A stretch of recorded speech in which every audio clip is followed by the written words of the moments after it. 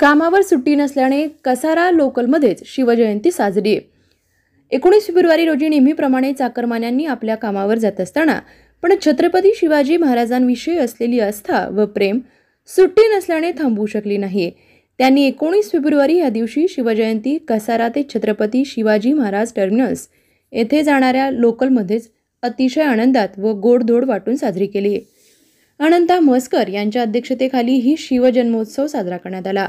कार्यक्रमाचे पूर्ण नियोजन आयु वाल्मिक, सोन कांबळे आणि मंगेश जाधव तसेच अनेक सहकारी यांनी केले. प्रमुख पाहुणे म्हणून प्रकाश बोटे, प्रकाश तळपदे आणि सावली फाउंडेशनचे अध्यक्ष जयवंत जाधव आणि सेक्रेटरी किशोर खऱ्यात उपस्थित होते. तसेच रोजचे सहकारी यांनी स्वखुशीने एक मावळा म्हणून जयंतीसाठी वर्गणी काढून पूर्ण लोकल डब्यासाठी नाश्त्याची सोय केली.